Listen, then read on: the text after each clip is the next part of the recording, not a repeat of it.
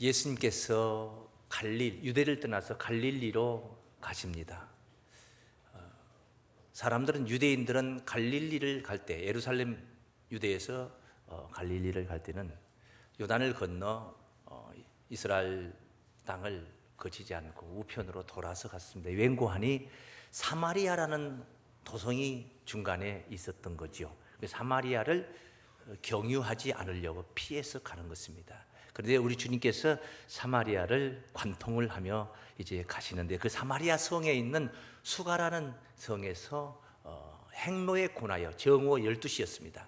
행로에 권하여 우물가에, 야곱의 우물가에 기대어 앉았습니다. 때 맞춰서 물을 길르러 오는 사마리아 동네에, 수가성 동네에 한 여인을 만났습니다. 물동이를 들고 왔죠. 우리 주님께서 행로에 권하여 목이 마르고 해서 이 여인에게 내게 물 좀 달라 이렇게 부탁을 했더니, 이 여자가 대답하기를, 당신은 유대인인데 어찌 사마리아 사람인 나에게 물을 달라 하나이까. 이 유대인들은 사마리아 사람들을 상종을 하지 않았습니다. 쌍방간에 서로 원수지간이 아니고, 유대인들이 사마리아 사람들에게 일방적으로 사람 취급을 하지 않고 상종을 하지 않았던 거예요. 그런데 예수님이 유대인 복장을 하고 사마리아 여자인 그에게 물을 달라 하는 아쉬운 소리를 하는 것이 이 사마리아 여자가 신기했던 거예요. 이해가 안 됐던 거예요. 그래서 그렇게 물었던 것입니다. 그때 우리 주님께서 네게 물을, 하나님의 선물과 네게 물을 달라고 하는 이가 누구인 줄 네가 정말 알았다면 오히려 네가 그에게 물을 구했을 것이고 그가 너에게 생수를 주었을 것이다. 이렇게 주님이 답변을 하신 거예요. 사마리아 여자가 이해가 안 되는 겁니다. 이 야곱의 우물이라는 것은 깊은 것입니다. 그냥 맨손으로 떠서 먹을 수 있는 게 아니에요. 그런데 예수님의 복장을 보니까 물기를 그릇도 없어요. 두리박이 없다는 것입니다. 허리춤에 이 물통이라도 차고 있어야 되는데 이게 없는 겁니다. 그래서 당신은 물 기를 그릇도 없고 이 우물은 깊은데 어디서 물을 구해서 내게 줄 수 있다는 말입니까? 이 우물이 어떤 우물입니까? 우리 조상 야곱이 그 아들들에게 준 우물, 이것은 정말 이 자손들이 또 많은 짐승들을 먹었던 이 야곱의 우물, 이 대단한 이 우물인데 어디서 당신이 이 우물 말고 어디서 물을 줄 수 있느냐 하고 사마리아 여자가 야곱의 우물에 대한 긍지를 가지고 예수님께 그렇게 물었던 거죠. 그때 우리 주님이 오늘 본문에 답변을 하신 말씀이 본문에 이제 시작이 진행되는 말씀입니다. 이 물을 먹는 자마다, 이 너가 지목하고 있는 이 야곱의 우물을 먹는 자마다 먹어도 다시 목마르지만은, 요한복음 4장 13절에서부터 먹어도 다시 목마르. 내가 네게 주는 물을 먹으면은 영원히 목마르지 않고 그 속에서 영생하도록 솟아나는 샘물이 되리라. 이렇게 말씀을 하신 거예요, 예수님이. 그러니까 이 사마리아 여자가 대뜸 답변을 합니다. 뭐라고 합니까? 그 물을 달라. 그 물을 내게로 주셔서 나로 하여금 목마르지도 않게 하시고 또 여기 물 길러 오지도 않게 하소서. 이렇게. 자, 이런 잠깐 동안의 그 대화가 제자들이 양식을 얻으려고 동네로 간 사이에 이 여인과 예수님이 짧은 대화를 했는데 말이 통하지를 않고 있는 상태. 소통 잘 돼야 되는, 목자와 양은 소통이 잘 돼야 되는 거예요. 목자의 또 애로사항이 뭔가, 양들의 아픔이 뭔가, 애로사항이 뭔가, 이 소통이 서로 잘 돼야 되는 거예요. 목자와 양뿐이 아니라 모든 이웃 간에 소통이 잘 돼야 돼요. 아파트에 살면서 바로 옆집에 그냥 생긴 게 어떻게 생긴 사람이 사는 줄도 모르고 누가 사는 줄도 모르고 그냥 소통이 없이 사는 사람들도 있습니다만. 자, 여자의 답변이 처음에는 좀 괜찮은 답변 같습니다. 이런 물을 내게 주사 목마르지도 않고, 이런 물을 내게, 이거 먹으면 영생하도록 솟아나는 샘물이라 하니까 목마르지도 않고 또 여기 물 길러 오지도 않게 하옵소서. 이렇게 여자가 예수님께 답변을 한 거예요. 이게 말이 안 통했다는 겁니다. 웬고하니 예수님이 언급하는 이 생수는 사마리아 여자가 생각하고 있는 생수가 아니라는 거예요. 이 세상에 어떤 물이 한 번 먹었다 해서 영원히 목마르지 않을 수가 있고 심지어 속에서 솟아나는 영생하도록 솟아나는 샘물이 될 수가 있겠습니까? 이 세상에 H2O 이 물이라는 것이 어떤 그런 물이 있을 수가 있겠냐 이 말이에요. 없어요. 존재하지 않습니다. 그러니 사마리아 여자는 자기들이 동네 사람들이 긍지를 가지고 있는 야곱의 우물에 또 물 길르러 날마다 와야 되는 겁니다. 날마다 와야 돼요. 그런데 여기 물 길르러 오는 것도 이제 면하게 해달라, 그 물을 주셔서 하는 말을 들으니 예수님은 영적인 생수를 말하고 있는데 사마리아 여자는 육적인 생수를 생각하고 있었더라 이 말이에요. 예수님은 하늘 생수를 지모가 가리키고 있는데 사마리아 여자는 땅에서 나오는 생수를 생각하고 있는 거예요. 그러니까 대화가 통한 거예요? 안 통한 거예요? 안 통한 겁니다. 소통이 안 된 거예요. 말이 안 통하고 있는 거예요. 그때 우리 주님께서 하신 말씀이 있는 것입니다. 자, 왜 이렇게 말이 안 통하느냐?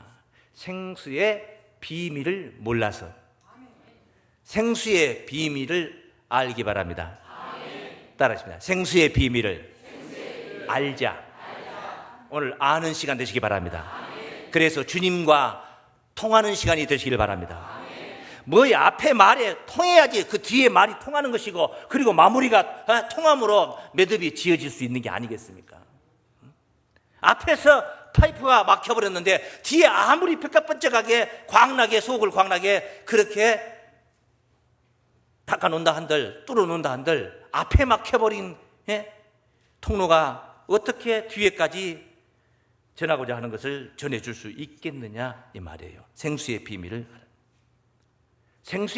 알자 이 말은 육신적인 물 이야기가 아니라는 거예요. 지금 육신적인 그 물 이야기 말고 영적인 그 물 비밀을 알자. 할렐루야.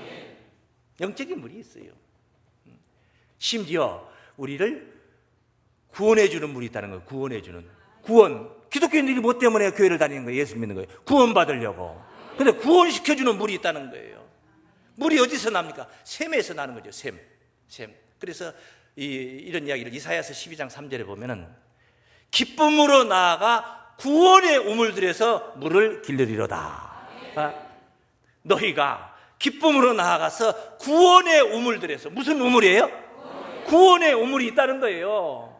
오늘 여러분 물 기르는 시간 되시길 바랍니다. 구원의 우물에서 구원을 주는 물을 길르다. 스가랴서 13장의 1절 보면은 예루살렘 거인과 그 다윗 족속과 예루살렘 거민을 위하여 샘이 하나가 열려. 샘이 열린다는 겁니다. 샘이 열리는데 그 샘이 뭐냐? 죄와 더러움을 씻어주는 샘이라는 거예요. 이 세상에 죄와 더러움을 씻어주는 샘이 어디 있냔 말이에요. 더러움이라는 것이야 뭐 육적으로 우리가 몸에 피부에 무슨 오물이 묻으면 더럽죠. 그러면 비누칠을 하는데 그냥 비누칠만 한다고 해서 씻어지는 게 아니라 물을 가져다가 샤워를 해야지 씻어지겠죠. 그러니까 더러움이라는 것은 육적인 더러움이 있으니까 육적인 그 더러움을 씻어주는 샘, 물, 그런 물이 있을 수 있습니다. 그런데 죄를 씻어줄 수 있는 물은 없다는 거예요. 이 세상에 하늘 아래 땅에서 솟아나는 물 중에 죄를 씻어줄 만한 물이 어디 있냐 말이에요. 그런 샘이 어디 있냐고요. 없어요. 영적인 샘을 말한 거예요. 예루살렘과 다윗 집의 그 족속들을 위하여 죄와 더러움을 씻는 샘이 오늘 여러분에게 열리시기를 바랍니다. 이런 영적인 샘이 있다는 거예요. 샘이 있다는 거예요. 이것을 좀 더 적극적으로, 좀 더 가까이, 좀 더 쉽게 표현한 말씀은 잠언서 10장 11절에 보면 알 수 있습니다. 의인의 입은, 따라하세요. 의인의 입은 생명의 샘이라도. 의인의 입은 무슨 샘이라? 생명의 샘이다. 요 입이라는 거, 입. 의인의 입은 생명의 샘이라도 악인의 입은 독을 머금었느니라. 의인의 입을 만나는 시간 되시기 바랍니다. 의인의 입이 무슨 샘이라는 거예요? 생명의 샘이라. 이 말은 샘, 물이 나오는 샘, 우물이라는 거예요. 그런데 무슨 우물이냐? 생명의 우물이라는 거예요. 생명의 샘이라는 것은 그 우물에서는 생명수가 나온다 이 말이에요. 살려주는 물이 나온다. 사람을 살리는 물이 나온다. 할렐루야. 의인 중에 의인 누굽니까? 지상에 오직 예수 한 분이셨습니다. 예수님 바로 우리 곁에 의인으로 오셨던 줄로 믿습니다. 그런데 이런 말씀을 볼 때 예수님의 입술에 있는 말씀은, 예수님의 입술에 있는 말씀은, 입은 뭐예요? 입은 물이 나오는 것입니까? 말씀이 나오는 것입니까? 더러는 물도 조금씩 튀겨 나오기도 합니다만은, 입은 바로 말씀이 나오는 거예요. 그래, 예수 입이 생명의 샘이라면 예수님의 입에서 나오는 말씀 메시지가 생명수다 이 말이에요. 생수다 이 말씀이에요. 다시 말하면 생수다 이 말은 살려주는 말씀이다 이 말입니다. 그래서 요한복음 6장 63절 말씀에 살리는 것은 영이님, 육은 무익하니라. 영이라는 건 우리 의식 속에 있는 게 영입니다. 의식 속에 있는 영이 어떻게 해서 표출이 되냐 하면 입으로 말로도 표현이 되고 표출이 되는 거예요. 진리의 영을 가진 사람은 진리의 말을 하는 거예요. 미혹의 영을 받은 사람은 미혹의 영을 하는 거예요. 귀신의 영을 가진 사람은 신나라 까먹는 소리를 하는 것이고, 그렇게 영이라는 것은 입을 통해서 표현이 되는 거예요. 입을 통해서. 그러니까 살리는 것은 영이니 육은 무익하니라. 내가 너희에게, 예수께서 하신 말씀, 내가 너희에게 이런 이 말이, 영이요 생명이다. 예수님의 입술에 있는 말씀이 영이라는 거예요. 그 말씀이 바로 살리는 영이라는 거예요. 예수 입이 생명의 샘일진데 예수님의 입술을 통하여 증거됐던 천국복음의 이 말씀, 바로 살리는 영인 줄을 믿습니다. 생수라는 말씀인 줄을 믿습니다. 이게 바로 생수인데 이 사마리아 여자는 이걸 분별을 못하는 거예요. 예수님께서 사마리아 여자에게 영혼이 목마르지 않는 생수를 네게 주겠다. 천국복음에 네 영혼을 살려줄 수 있는 메시지를 내가 네게 주겠다. 이래 하는데 사마리아 여자는 그냥 그것을 물로만 생각을 한 거예요. H2O 물로만 생각을 하고 있는 거예요. 그래, 말이 통했어요, 안 통했어요? 안 통하니까 주께서 갑자기 이걸 깨우치기 위해서 하신 말씀이, 사마리아 여자의 소리를 듣고 바로 이어서 예수님이 하신 말씀이 그 한마디가 무슨 말씀이냐면 네 남편을 불러오라. 네 누구를 불러오라? 남편을, 16절 말씀이죠. 본문. 가라사대 가서 네 남편을 불러오라. 여러분 생각을 해보세요. 대화가 이렇게 진행된 게 아니었거든요. 물이야기였잖아요. 물이야기. 물을 좀 달라 했고, 또 무슨 어떻게 내게 아쉬운 소리 그렇게 할 수 있냐. 유대인이, 복장을 한 사람 유대인이에요. 이렇게 사마리아 여자인 나에게 아쉬운 소리, 상종도 안 하면서 평소에 네게 물을 달라는 게 그 존재를 네가 알았다면 오히려 그가 그에게 네가 구했을 것이고 그가 네게 그 생수를 줬을 것이다. 그럼 그 물 한번 주십시오.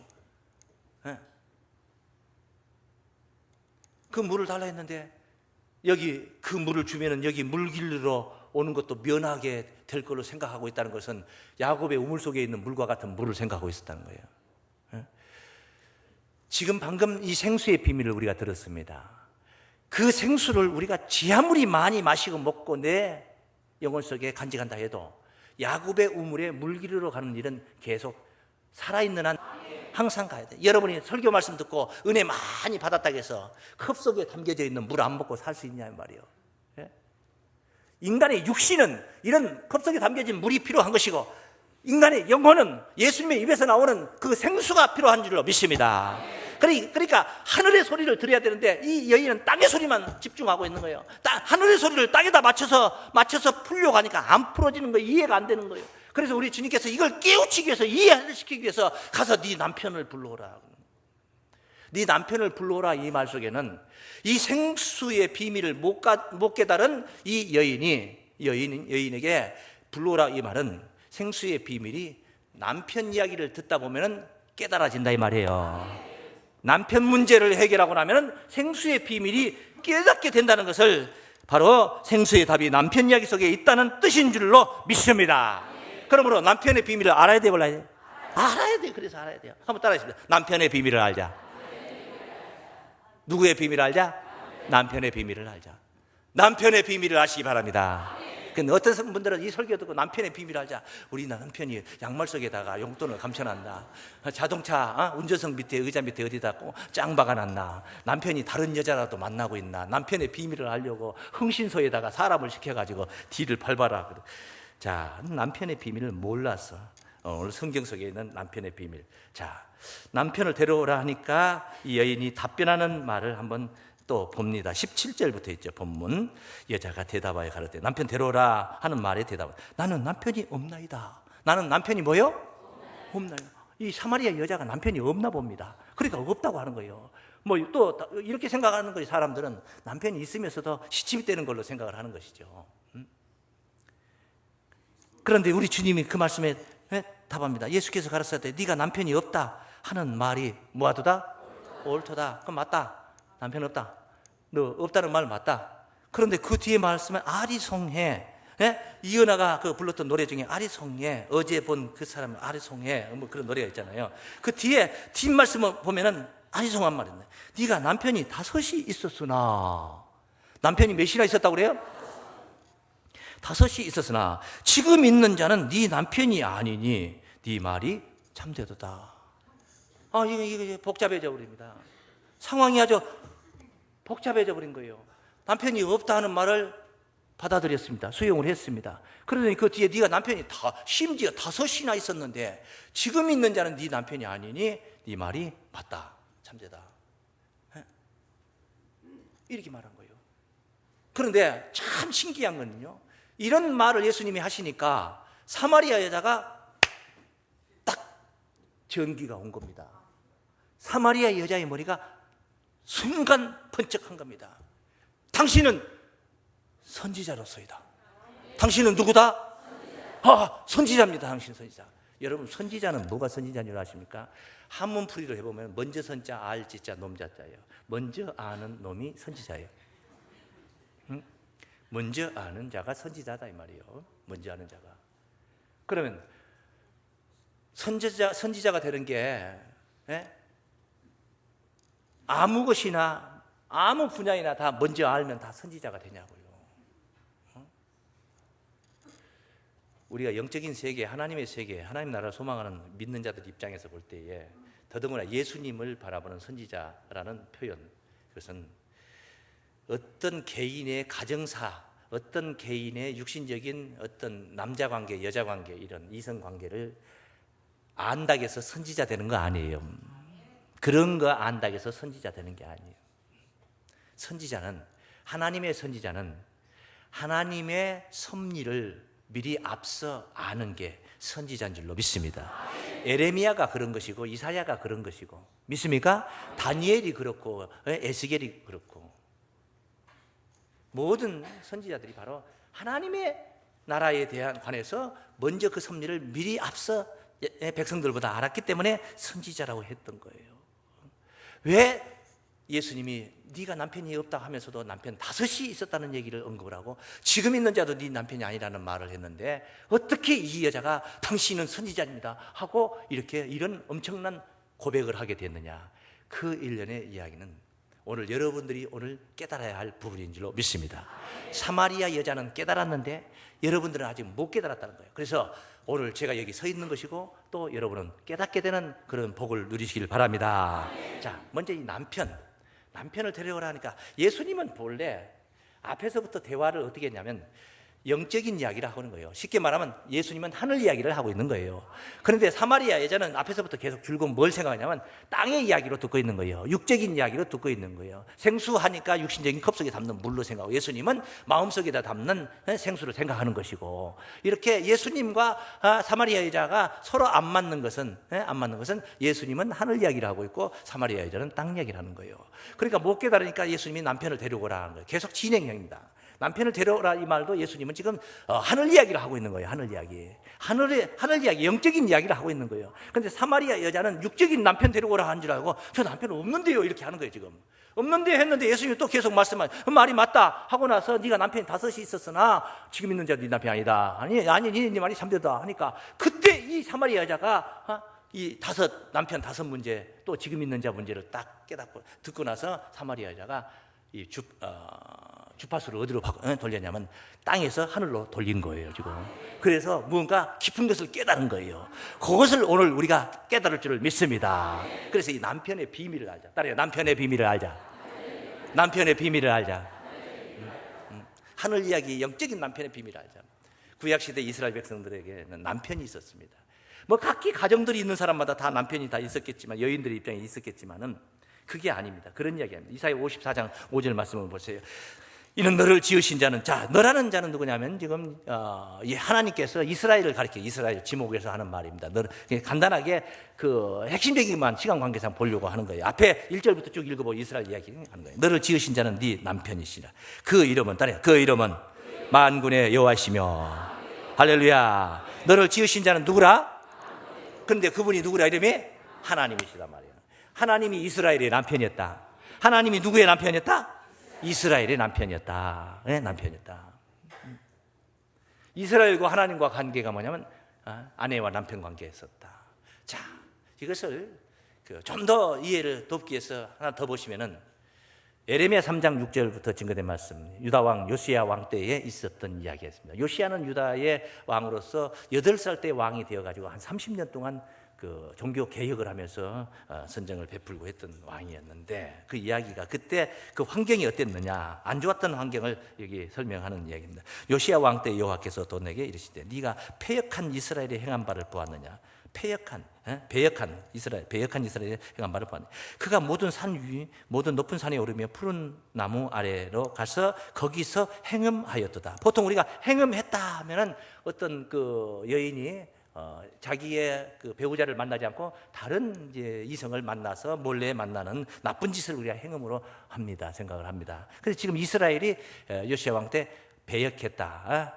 그가 모든 이 일을 행한 후에 내가 말하기를 그가 내게로 돌아오리라 하였으나, 오히려 내게로 돌아오지 아니하였고 그 패역한 자매 유다는 그것을 보았느니라. 내게 배역한 이스라엘이 간음을 행하였으므로 내가 그를 내어 쫓고 이원소까지 주었으되 그 패역한 자매 유다가 두려워 아니하고 자기도 가서 행음함을 내가 보았노라. 자, 좋았습니다. 자매로 표현했어요. 북쪽, 이스라엘이 두 동강이 났어요. 북쪽은 이스라엘이 되고 남쪽은 유다가 된 것입니다. 북쪽의 수도는 사마리아가 되고 남쪽의 수도는 예루살렘이 된 거예요. 그 남쪽의 수도 예루살렘의 요시야 왕 때의 이야기를 하고 있는 거예요. 북쪽 이스라엘은 배역을 했다. 배역죄를 졌다. 하나님을 등 돌렸다. 푸른 나무 아래서 행음을 했다는, 푸른 나무 아래서. 그 북쪽 이스라엘이 그 행음한 것을 남쪽 유다가 보고 저러면 안 되는데, 요래야 되는데, 그 자매 유다도 그걸 보고 똑같은 짓을 한다.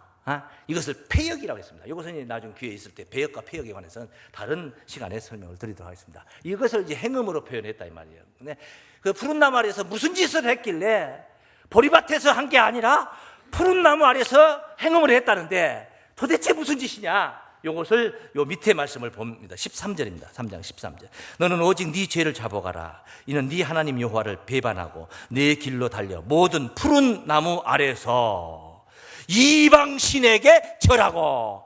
누구에게 절했어요? 이방 신에게 절한 거예요. 이게 행음이다 이 말이에요. 이거 영적 행음인 줄로 믿습니다.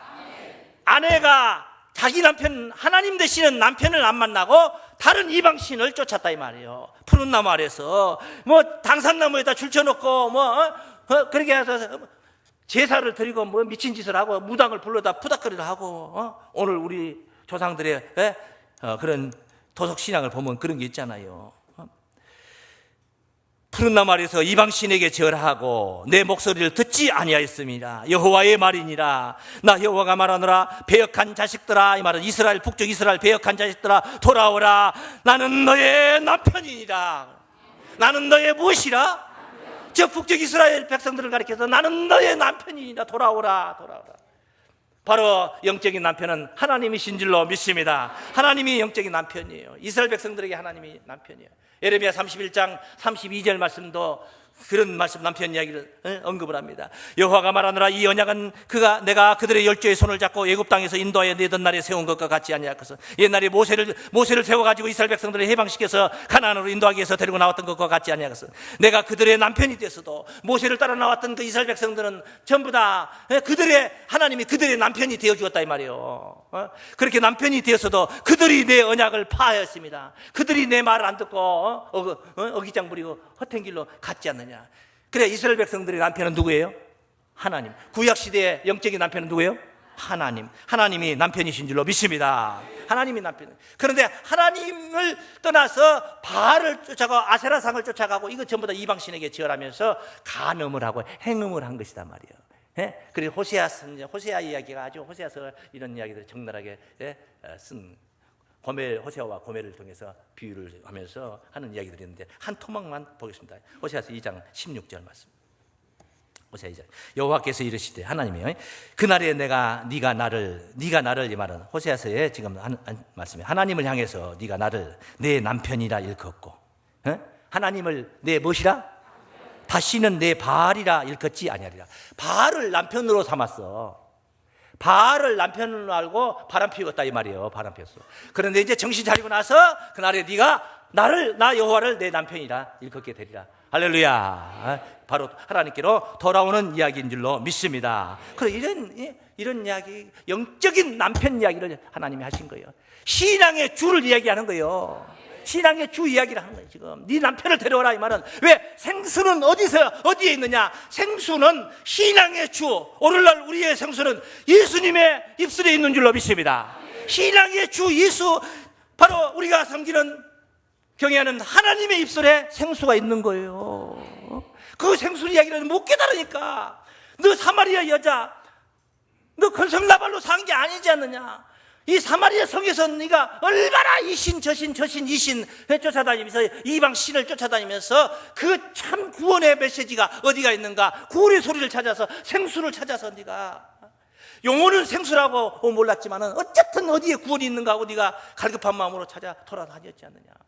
심지어 네가 5번이나 교단으로 패하면 교회로 교단을 5번이나 옮겨, 교회로 패하면 교회를 5번이나 옮겼고, 종교로 패하면 종교를 유교도 공자의 말도 들어봤고, 마호메트 말도 들어봤고, 불교 석가의 말도 들어봤고, 이렇게 5번씩이나 네가 옮겼고, 지금 네가 현재 있는 것도 이미 너 마음 떴지 않느냐?